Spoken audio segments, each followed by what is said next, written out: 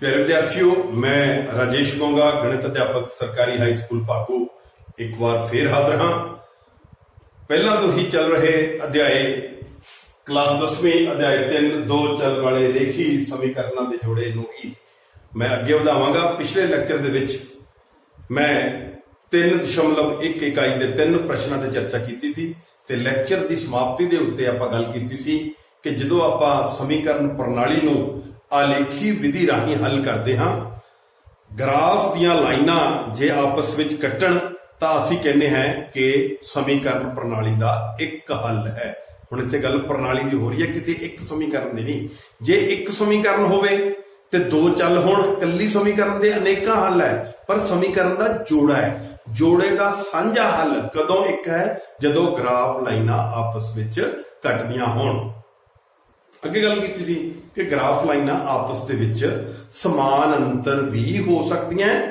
जदों समान अंतर हुंदियां तां आपां कहने हैं कि इस समीकरण प्रणाली का कोई भी हल नहीं है, क्योंकि कैरी एक समीकरण दे वखरे बिंदु होणगे, दूसरी समीकरण तो प्राप्त वखरे बिंदु होणगे, उन्हां दा सांझे रूप दे विच मेल मिलाप होना ही नहीं, यानी कि उन्हां दा आपस विच कोई समझौता नहीं, कोई हल नहीं है। तीसरी स्थिति यह होती है कि एक समीकरण तो प्राप्त बिंदु उही बिंदु दूसरी समीकरण तो भी सारे ही प्राप्त हो जाते हैं। पहली दी ग्राफ लाइन बनाने तो बाद दूसरी दी ग्राफ लाइन पहला वाली दे बिल्कुल ऊपर आ जाती है, एक दूजी दे संपाती हो जांदियां लाइनां। तां आपां कहने हैं कि समीकरणों दे जोड़े दा यानी कि समीकरण प्रणाली दा जिहड़ा स्थिति है वह अनेक हल्लां वाली स्थिति है, अणगिणत इनफिनिट हल जिहड़े उस स्थिति दे विच हुंदे आ जदों रेखावां संपाती होण।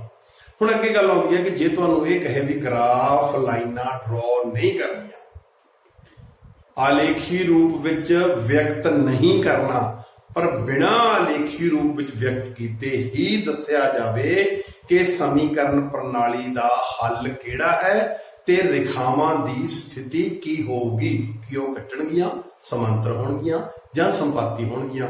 तां इस वास्ते बहुत ही एक वधिया तरीका है, असीं जिहड़ी समीकरणां दे चल हुंदे आ, चलां दे गुणांकां दा अनुपात पता करदे हां। बस उन्हां अनुपातां दा आपसी संबंध ही सानूं थोड़ी जी मेहनत नाल ही इह दस दिंदा है कि ग्राफ दीयां लाइनां दी स्थिति की होएगी ते समीकरण प्रणाली का हल किहड़ा है। चलो आपां करदे हां। तां सब तो पहला की करना है, आ साडी पहली समीकरण व्यापक रूप दे विच लिखी हुई है दो चल्लां वाली। आ चल x y a1x plus b1y plus c1 बराबर 0 साडी व्यापक रूप दी दो चल्लां वाली पहली समीकरण है। a2x plus b2y plus c2 बराबर 0 व्यापक रूप की दूसरी समीकरण है। यह व्यापक रूप समीकरणों का जोड़ा है। एक समीकरण मैं ली है इत्थे तुहाडी किताब दे विचों, समीकरण है x - 2y बराबर 0। इहदा एक भाग अचल भाग गायब है, जिहड़ा भाग गायब है वो तुसीं 0 लिख सकते हो। मैं दोबारा लिख लिया x - 2y, जिहड़ा गायब सी तीसरा भाग उहनूं प्लस 0 लिख के बराबर 0 लिख के मैं उहनूं 1 नंबर, दूसरी समीकरण 3x plus 4y - v बराबर 0 मैं 2 नंबर देता। हुण मैं पहली समीकरण तो a1 b1 ते c1 दे मुल पता करूं तुलना करके व्यापक रूप नाल, ते दूसरी समीकरण तो मैं व्यापक रूप दे चल्लां दे गुणांकां नाल तुलना करके a2 b2 ते c2 दे मुल किवें प्राप्त करना है आओ देखते हैं। x दे अगे 1, x दे अगे a1 बराबर 1 कोमा, पहली समीकरण च y दे अगे -2, पर इत्थे y दे अगे b1 यानी कि b1 दी थां ते समीकरण दे विच -2 है, तां b1 दा मुल मेरा की हो गया इस समीकरण अनुसार -2। इसी तरह c1 का मुल होता भाग ही गायब सी, तां c1 दा मुल की हो गया मेरा 0। दूसरी समीकरण दे विच मैं a2 लिखूंगा, a2 दा मुल दूसरी समीकरण x दा गुणांक 10, b2 दूसरी समीकरण y दा गुणांक प्लस दे 4, c2 दूसरी समीकरण दे विच जिहड़ा अचल भाग है साडा -v। ये तुलना करके मैं a1 b1 c1 a2 b2 c2 दे मुल प्राप्त कर ले। हुण अगे दूसरी होर समीकरण मैं लिखी है, उहदे विच भी इस तरह ही A1 बराबर 2, B1 बराबर 3, C1 बराबर 9। ध्यान रखना है जे 9 प्लस का होंगे तो कला 9 भी लिखा जा सकता है, पर 9 माइनस का होने करके असि माइनस का 9 लिखा। इस तरह दूसरी समीकरण तो सानू A2 का मुल 4 प्राप्त होया, B2 का मुल प्लस का 6 प्राप्त होया, C2 का मुल माइनस का 18 प्राप्त होया। इस तरह तीसरी समीकरण दे विच A1 का मुल 1, B1 का मुल 2, C1 का मुल -4, A2 का मुल x का गुणा 2, B2 का मुल 4, C2 का मुल -12। इस तरीके नाल असीं सब तो पहला व्यापक रूप दे विच चल्लां दे गुणांकां दी तुलना समीकरण दे विच चल्लां दे गुणांकां नाल करके असीं लोड़ींदे मुल प्राप्त कीते। हुण असीं इन्हां गुणांकां दा अनुपात बनावांगे। अनुपात बनाउण तो बाद पहले अनुपात दा संबंध दूजे नाल जां तीजे नाल स्थापित करके असीं ਜਿਹੜੇ ਲੋੜੀਂਦੇ ਨਤੀਜੇ ਤੇ ਪਹੁੰਚਾਂਗੇ। ਤਾਂ ਸਭ ਤੋਂ ਪਹਿਲਾਂ ਆਪਾਂ ਕੀ ਵੇਖਦੇ ਹਾਂ, ਪਹਿਲੀ ਸਮੀਕਰਨ ਦੇ ਵਿੱਚ ਜਿਹੜਾ A1 ਦਾ ਮੁੱਲ ਹੈ ਉਹਦੇ ਨੀਚੇ ਅਗਰ ਮੈਂ A2 ਲਿਖ ਲਾਂ, ਮੈਂ x ਦੇ ਗੁਣਾਂਕਾਂ ਦਾ ਅਨੁਪਾਤ ਬਣਾ ਲਿਆ ਤੇ ਸਮੀਕਰਨ ਦੇ ਵਿੱਚ x ਦੇ ਗੁਣਾਂਕਾਂ ਦਾ ਅਨੁਪਾਤ ਇਹਦਾ 1 ਮੁੱਲ ਤੇ A2 ਦਾ A2 ਦੇ ਅੱਗੇ ਮੈਂ 1 ਤੇ A2 ਦਾ ਮੁੱਲ 3, ਯਾਨੀ ਕਿ ਮੇਰੇ ਕੋਲੇ पहली समीकरण विच x दे गुणांकां दा अनुपात 1/3 बन गया, जिसको मैं कह सकता A1/A2 बराबर 1/3।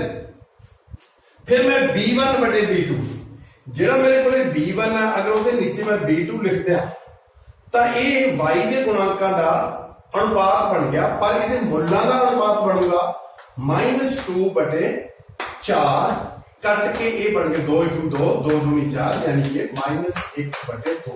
मैं हुण आपस देखदा हां कि जेड़ा A1/A2 दा मुल 1/3 ते B1/B2 दा मुल -1/2, ये आपस विच बराबर नहीं है।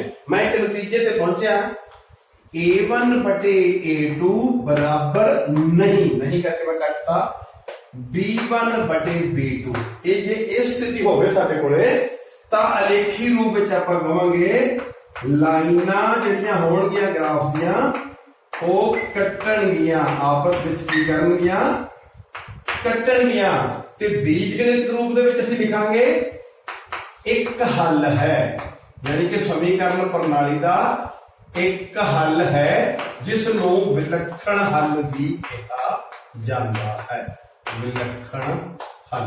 ਲਓ ਜੀ, ਮੈਂ ਕੋਈ ਗ੍ਰਾਫ ਨਹੀਂ ਬਣਾਇਆ, ਕੁਝ ਨਹੀਂ ਕੀਤਾ, ਕੱਲੇ ਗੁਣਾਂਕਾਂ ਦੇ ਅਨੁਪਾਤਾਂ ਤੋਂ ਹੀ ਨਤੀਜਾ ਕੱਢਤਾ ਵੀ ਲਾਈਨਾਂ ਕੱਟਣਗੀਆਂ ਤੇ ਹੱਲ ਕਿਹੜਾ ਹੋਊਗਾ, ਇੱਕ ਹੋਊਗਾ ਇਸ ਸਮੀਕਰਨਾਂ ਦੇ ਜੋੜੇ ਦਾ ਸਮੀਕਰਨ ਪ੍ਰਣਾਲੀ। ਦੂਜੀ ਸਥਿਤੀ ਦੇ ਵਿੱਚ ਆਪਾਂ ਫਿਰ ਇਹਨਾਂ ਹੀ ਗੁਣਾਂਕਾਂ ਦੇ ਅਨੁਪਾਤ ਬਣਾਉਣੇ ਆ। ਤਾਂ ਪਹਿਲਾ ਸਾਡਾ x ਦੇ ਗੁਣਾਂਕਾਂ ਦਾ ਅਨੁਪਾਤ, ਜਿਹਨੂੰ ਅਸੀਂ A1/A2 कहने ओदा मुल दूजी समीकरण दे विच 2/4 है, 2/4 कॉमा पा के मैं B1/B2 का मुल लिखूंगा। दूसरी समीकरण 3/6 बन जाएगा, 3 अनुपात को बटे रूप में लिखा जाता है। तीसरा मेरे को बन गया C1/C2, ओदा मुल है -9 बटे -18। मैंने सरल करता है 2/4 ਨੂੰ ਕੱਟ ਕੇ ਮੈਂ ਕੀ ਲਿਖ ਸਕਦਾ ਹਾਂ, 1/2। 3/6 ਨੂੰ ਕੱਟ ਕੇ ਵੀ ਮੈਂ ਲਿਖ ਸਕਦਾ 1/2। ਮਾਈਨਸ ਨਾਲ ਮਾਈਨਸ ਕੱਟ ਕੇ 9 1 9 9 2 18, यानी कि स्थिति की बन गई जेड़ा अनुपात A1/A2 का आया वो भी वही है 1/2, जेड़ा B1/B2 तो आया वो भी 1/2 है, जेड़ा C1/C2 तो प्राप्त होया वो भी। कहने का मतलब A1/A2 वाला अनुपात बराबर हो गया B1/B2 के अनुपात के, बराबर हो गया C1 ਅਤੇ C2 ਦੇ अनुपात ਦੇ। ਜਦੋਂ ਇਹ ਤਿੰਨੇ अनुपात बराबर हो जाण ਤਾਂ ਆਪਾਂ ਕਹਾਂਗੇ ਲਾਈਨਾਂ ਸੰਪਾਤੀ ਹੋਣਗੀਆਂ। ਲਾਈਨਾਂ संपाती बिना ग्राफ बनाए तो असी सिट्टा कर दिता है, लाइना संपाती होणगियां। हल की होणगे अणगिणत हल, अणगिणत ਅਣਗਿਣਤ ਜਾਂ ਅਨੇਕ ਹੱਲ ਕਹਿ ਦਿੰਦੇ ਆਪਾਂ। ਲਓ ਜੀ, ਸਥਿਤੀ ਇਹ ਬਣ ਗਈ। ਬਿਨਾਂ ਗ੍ਰਾਫ ਬਣਾਏ ਤੇ ਅਸੀਂ ਲਾਈਨਾਂ ਦੀ ਸਥਿਤੀ ਵੀ ਦੱਸਤੀ ਤੇ ਹੱਲ ਵੀ ਸਮੀਕਰਨ ਪ੍ਰਣਾਲੀ ਦਾ ਕਿਹੜਾ ਹੈ, ਅਣਗਿਣਤ ਜਾਂ ਅਨੇਕ ਹੱਲ ਵਾਲਾ। ਤੀਸਰੀ ਜਿਹੜੀ ਸਥਿਤੀ ਆ ਉਹ ਤੀਸਰੀ ਸਮੀਕਰਨ ਤੋਂ ਆਪਾਂ ਸਮਝਦੇ ਹਾਂ। ਤੀਸਰੀ ਸਮੀਕਰਨ ਦੇ ਵਿੱਚ ਆਪਣੇ ਕੋਲੇ a1 ਬਟੇ a2 ਦਾ ਮੁੱਲ ਵੀ ਹੈ, b1 ਬਟੇ b2 ਦਾ ਮੁੱਲ ਆਪਾਂ ਲਿਖ ਕੇ ਉਹਨੂੰ ਸਰਲ ਕਰਾਂਗੇ। a1 ਬਟੇ a2 ਦਾ ਮੁੱਲ 1 ਬਟੇ 2 b1 ਬਟੇ b2 ਦਾ ਮੁੱਲ 2 ਬਟੇ 4 ਬਣਦਾ ਹੈ, ਕੱਟ ਕੇ ਇਹ ਵੀ ਬਣ ਜਾਏਗਾ 1 ਬਟੇ 2। ਬਟ c1 ਬਟੇ c2 ਦਾ ਮੁੱਲ -4 ਬਟੇ -12 ਮਾਈਨਸ ਜ਼ਰੂਰ ਕੈਂਸਲ ਹੋ ਗਿਆ, 4 1 4 ਤੇ 4 ਤੀਏ 12, ਪਰ c1 ਬਟੇ c2 ਦਾ ਮੁੱਲ ਕੈਂਸਲ ਹੋਣ ਤੋਂ ਬਾਅਦ 1 ਬਟੇ 3 ਬਣਿਆ। a1 ਬਟੇ a2 ਦਾ ਮੁੱਲ 1 ਬਟੇ 2 ਤੇ b1 ਬਟੇ b2 ਦਾ ਮੁੱਲ ਵੀ 1 ਬਟੇ 2 ਅਸੀਂ ਲਿਖਾਂਗੇ। ਤੀਜੀ ਸਥਿਤੀ ਵਿੱਚ a1 ਬਟੇ a2 ਦਾ ਮੁੱਲ ਬਿਲਕੁਲ ਬਰਾਬਰ ਆ ਗਿਆ ਕਿਹਦੇ, b1 ਬਟੇ b2 ਦੇ ਮੁੱਲ ਦੇ। ਪਰ ਜਦੋਂ ਤੀਸਰਾ ਮੁੱਲ ਜਿਹੜਾ c1 ਬਟੇ c2 ਵਾਲਾ ਉਹ ਬਰਾਬਰ ਨਹੀਂ ਆਇਆ ਤਾਂ ਆਪਾਂ ਇੱਥੇ ਕੀ ਲਿਖਾਂਗੇ, c1 ਬਟੇ c2 ਦੇ ਮੁੱਲ ਦੇ ਅੱਗੇ ਬਰਾਬਰ ਨਹੀਂ ਲਿਖਾਂਗੇ, ਉਹਨੂੰ ਕੱਟ ਦਿਆਂਗੇ।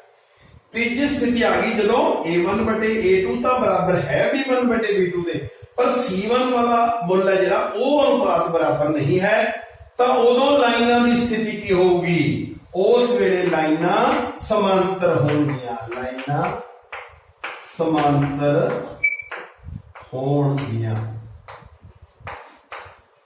ਤੇ ਹੱਲ ਕਿਹੜਾ ਹੋਵੇਗਾ, ਇੱਕ ਹੱਲ ਵੀ ਹੋ ਗਿਆ, ਅਣਗਿਣਤ ਹੱਲ ਵੀ ਹੋ ਗਿਆ। ਲਾਈਨਾਂ ਸਮਾਂਤਰ ਕਦੇ ਨਹੀਂ ਇੱਕ ਦੂਜੇ ਨਾਲ ਮਿਲਦੀਆਂ, ਉਹਨਾਂ ਦਾ ਆਪਸੀ ਕੋਈ ਸਮਝੌਤਾ ਨਹੀਂ, ਯਾਨੀ ਕਿ ਕੋਈ ਹੱਲ ਨਹੀਂ, ਸਮੀਕਰਨ ਪ੍ਰਣਾਲੀ ਦਾ ਕੋਈ ਹੱਲ ਨਹੀਂ। ਤਾਂ ਇਸ ਤਰੀਕੇ ਨਾਲ ਅਸੀਂ ਗੁਣਾਂਕਾਂ ਦੇ ਅਨੁਪਾਤਾਂ ਤੋਂ ਹੀ ਬਹੁਤ ਜਲਦੀ ਆ ਸਾਰੇ ਜਿਹੜੇ ਉੱਤਰ ਹੈ ਉਹ ਦੇਣ ਦੇ ਯੋਗ ਹੋ ਗਏ ਆ। ਇੱਕ ਚੀਜ਼ ਹੋਰ ਵੀ ਯਾਦ ਰੱਖਿਓ, ਇੱਥੇ ਨਿਰਭਰਤਾ ਤੇ ਨਾ ਨਿਰਭਰਤਾ ਦੀ ਗੱਲ ਅੰਗਰੇਜ਼ੀ ਚ ਕੰਸਿਸਟੈਂਟ ਤੇ ਇਨਕਨਸਿਸਟੈਂਟ ਦੀ ਗੱਲ ਵੀ ਹੁੰਦੀ ਹੈ। ਜਿੱਥੇ ਲਾਈਨਾਂ ਆਪਸ ਵਿੱਚ ਜੁੜਦੀਆਂ ਭਾਵੇਂ ਉਹ ਇੱਕ ਬਿੰਦੂ ਤੇ ਜੁੜਦੀਆਂ ਉਹ ਕਿੱਥੇ ਵਿਲੱਖਣ ਹੱਲ ਵੇਲੇ ਜੁੜਦੀਆਂ ਜਾਂ ਅਨੇਕਾਂ ਹੱਲ ਵੇਲੇ ਤਾਂ ਪੂਰੀ ਲਾਈਨ ਹੀ ਦੂਜੀ ਦੇ ਉੱਤੇ ਹੁੰਦੀ ਹੈ। ਇਹਨੂੰ ਅਸੀਂ ਨਿਰਭਰਤਾ ਵਾਲੀ ਸਥਿਤੀ ਜਾਂ ਕੰਸਿਸਟੈਂਟ ਵਾਲੀ ਸਥਿਤੀ ਕਹਿੰਦੇ ਆ, ਕੰਸਿਸਟੈਂਟ ਡਿਪੈਂਡੈਂਟ ਵੀ ਕਹਿੰਦੇ ਨੇ ਆਪਾਂ। ਜਿੱਥੇ ਪਹਿਲੇ ਦੋ ਅਨੁਪਾਤ ਬਰਾਬਰ ਤੀਜਾ ਬਰਾਬਰ ਨਹੀਂ ਹੈ ਉੱਥੇ ਕੋਈ ਹੱਲ ਨਹੀਂ, ਉੱਥੇ ਆਪਾਂ ਕਵਾਂਗੇ ਇਨਕਨਸਿਸਟੈਂਟ, ਮਤਲਬ ਇੱਕ ਦੂਜੇ ਦੇ ਕੋਈ ਨਿਰਭਰਤਾ ਨਹੀਂ ਸਮੀਕਰਨਾਂ ਦੀ। ਤਾਂ ਕੁੱਲ ਮਿਲਾ ਕੇ ਇਹ ਬਹੁਤ ਹੀ ਮਹੱਤਵਪੂਰਨ ਜਾਣਕਾਰੀ ਤੁਹਾਨੂੰ ਆਉਣ ਵਾਲੇ ਬਹੁਤ ਸਾਰੇ ਪ੍ਰਸ਼ਨਾਂ ਵਿੱਚ ਕੰਮ ਆਏਗੀ। ਕੋਈ ਕੁਇਜ਼ ਆਉਂਦੀ ਹੈ, ਕੋਈ 1 ਨੰਬਰ ਦੇ ਪ੍ਰਸ਼ਨ ਆਉਂਦੇ ਆ, ਕੋਈ ਤੁਹਾਡਾ ਹੁਣ ਜਿਹੜਾ ਬਾਈ ਮੰਥਲੀ ਐਗਜ਼ਾਮ ਹੋਣਾ ਹੈ ਉਹਦੇ ਵਿੱਚ ਵੀ ਇਦਾਂ ਦੇ ਕੁਐਸਚਨ ਜ਼ਰੂਰ ਆਉਣਗੇ ਕਿ ਗੁਣਾਂਕਾਂ ਦੀ ਸਥਿਤੀ ਦੱਸੀ ਹੋਊਗੀ, ਤੁਸੀਂ ਇਹਨਾਂ ਦੋਹਾਂ ਦੇ ਵਿੱਚੋਂ ਕੁਝ ਉੱਤਰ ਦੇਣਾ ਹੋਵੇਗਾ ਜਾਂ ਆਹ ਰੂਪ ਦਿੱਤਾ ਇਹਨਾਂ ਦੋਹਾਂ ਚੋਂ ਕੋਈ ਉੱਤਰ ਕਹਿਣ ਦਾ ਮਤਲਬ ਆਹ ਸਾਰਨੀ ਹੀ ਤੁਹਾਨੂੰ ਕੁਝ ਨੰਬਰ 2-4 ਨੰਬਰ ਦਿਵਾਉਣ ਦੇ ਵਾਸਤੇ ਕਾਫੀ ਹੈ। ਸੋ ਮੈਨੂੰ ਉਮੀਦ ਹੈ ਕਿ ਤੁਹਾਨੂੰ ਇਹ ਜਾਣਕਾਰੀ ਬਹੁਤ ਹੀ ਠੀਕ ਲੱਗੀ ਹੋਏਗੀ, ਵਧੀਆ ਲੱਗੀ ਹੋਏਗੀ ਤੇ ਤੁਹਾਡੇ ਸਮਝ ਪੈ ਗਈ, ਤੁਸੀਂ ਇਸ ਦੇ ਨਾਲ ਨੰਬਰ ਜ਼ਰੂਰ ਹਾਸਲ ਕਰ ਸਕੋਗੇ। ਨਾਲ ਹੀ ਮੈਂ ਇੰਨੀ ਗੱਲ ਕਹੂੰਗਾ ਕਿ ਜੇ ਮੇਰੇ ਦੁਆਰਾ ਦਿੱਤਾ ਗਿਆ ਲੈਕਚਰ ਤੁਹਾਨੂੰ ਵਧੀਆ ਲੱਗਦਾ ਹੈ, ਕਿਰਪਾ ਕਰਕੇ ਲਾਈਕ, ਸ਼ੇਅਰ ਤੇ ਸਬਸਕ੍ਰਾਈਬ ਜ਼ਰੂਰ ਕਰੋ। ਬਹੁਤ ਬਹੁਤ ਧੰਨਵਾਦ।